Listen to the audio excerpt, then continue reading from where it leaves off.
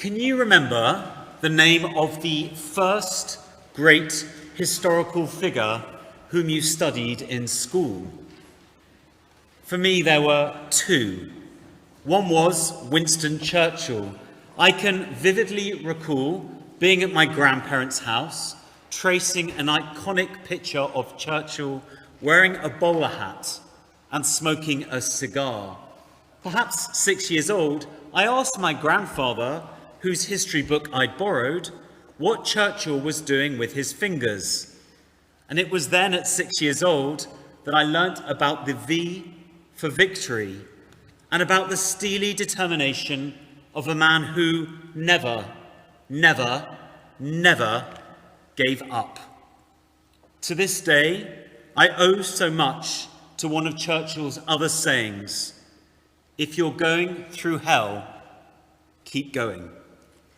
The other character I learnt about in my early childhood studies was Abraham, the first Jew, and a man who received, as we heard today, a calling from God. Lech lecha, go for your own sake. Something Abraham heeded so that he could live up to God's promise. And this is God's promise. And I will make of you a great nation, and I will bless you. Va'agadelah shemecha, and I will make your name great, and you shall be a blessing. Now, clearly, Abraham achieved all of this, and it is because of his great name that he is remembered to this day as not only the first monotheist, but the father of more than one of the world's great religions. And yet Abraham was so much more than a man of faith. He was a pioneer, a visionary, a brave warrior, and someone who kept company with kings. It says in Ethics of the Sages there are 3 crowns: the crown of law, the crown of priesthood, and the crown of royalty. But the crown of a Shem Tov, a good name to which anyone can aspire, is greater than them all. Abraham, and indeed Winston Churchill, aspired to achieve and each earned a Shem Tov, a good name. Recognizing the value of earning a Shem Tov, one thing I always try to do in my annual Remembrance sermon is to honor a soldier who likewise earned a Shem Tov, not least if that Shem Tov has since been forgotten. With that in mind, Yizkor, may God remember Lieutenant William Herwitz. Anyone heard of him before? You're about to. William was born in London in 1894. His parents, Fanny and Isaac, had likely eloped from Russia, along with 130,000 Russian Jews who fled pogroms, prejudice, and poverty. William had 2 younger brothers, Max and Leslie, and the family lived in Shoreditch before moving to Nottingham, where William's father became a lace dealer. William went to Mundella Grammar School before becoming a student teacher for the Nottingham Education Committee, and then he moved back to London to read English at university. However, by that time, his father's business had fallen on hard times, and most of the immediate family had relocated to America, to Chicago. William and his younger brother Max remained in England, and in 1914, on the outbreak of war, both enlisted in the armed forces, with Max, not yet 18, like so many others, lying about his age. William was first posted with the Prince of Wales Volunteers and later in the South Lancashire Regiment. He served in France and was wounded in the head by shrapnel. From 1916, he served mainly in the Middle East and was commissioned as second lieutenant. His brother Max was less fortunate. Serving as a private in France, Max was returning to England, presumably wounded because he was on a Red Cross ship when that ship was torpedoed in the Channel. Max drowned, and there is a plaque commemorating him at the Hollybrook Memorial Commonwealth War Graves in Southampton. At the end of the war, William returned to England and was stationed at Orford Barracks in Lancashire. He was the deputy commander of the barracks and was soon promoted to the rank of lieutenant. At the time, William wrote frequently to a glamorous young Jewish woman called Renee Goldberg. And after proposing, he sent Renee a cheque for £150, a considerable sum in those days, to buy herself a diamond engagement ring. The couple married in the summer of 1921 at Stoke Newington Synagogue. Their daughters, Anita and Helen, were born in 1925 and 1929 respectively. Both of these daughters, their husbands and families went on to become members of this congregation, and some of them are here today, including Nigel Thorpe, who has really championed the research into William's Shem Tov. Thank you, Nigel. Let's go back to William. At some point in 1920, he left the army and went into business. Not only was he successful, but he made time to become heavily involved in the leadership of the nascent Jewish ex-servicemen's legion, known today as Ajax. The first chapter of Henry Morris's The Ajax Chronicles states, Ajax had its beginnings at a meeting in London in 1928. An impressive armistice service was organised at the Great Synagogue in Duke's Place in November 1929, and the organiser was Lieutenant William Herwitz.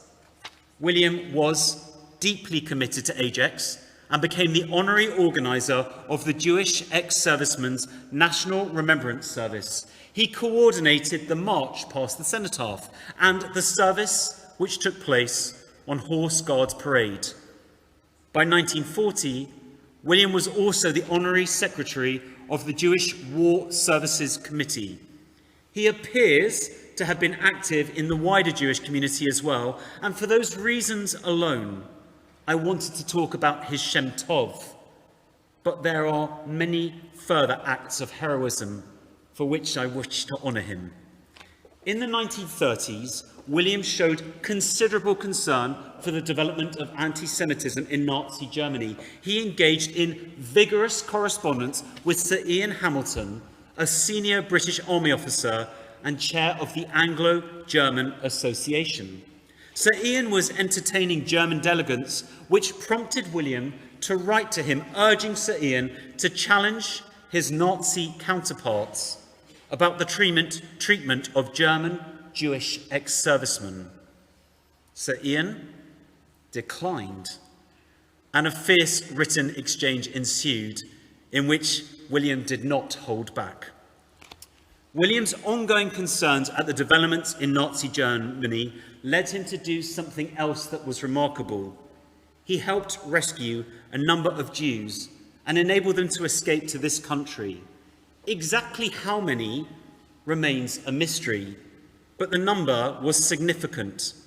William's daughter, Anita Rose, now aged 99 and a half, and I hope listening from her hospital bed on live stream to this sermon, remembers numerous German refugees staying at her childhood family home.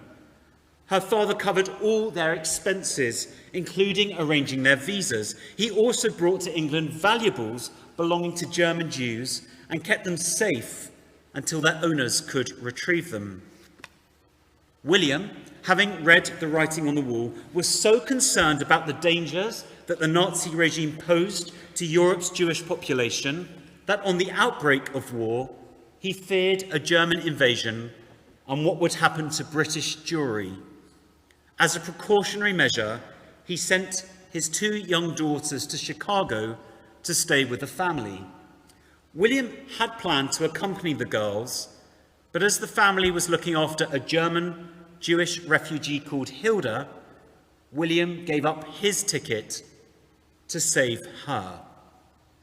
Renee, William's wife, then became too unwell to travel, which led William to later journey alone to see his girls. He set sail on the fated ship, the SS City of Benares, which was also carrying many German Jewish refugees, including children. Late at night, the ship was attacked by a German U-boat. In one of the worst passenger shipping disasters of the war, it sank within 30 minutes, causing 248 fatalities, amongst them William, who was aged just 46. Imagine that. He died on a boat that was torpedoed. His younger brother in the previous war had done the same. The family received many letters of condolence, all reflecting the esteem in which William was held by Ajax, the British Legion, the wider Jewish community, and so many other organizations in this country.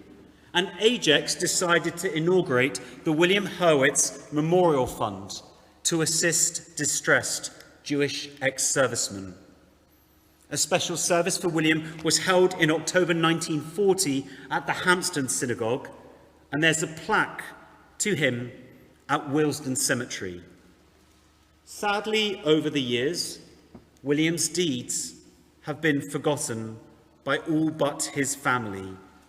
His dedicated service to the British Army and to the German Jewish refugees has not been honoured as it should have been, at least not until today.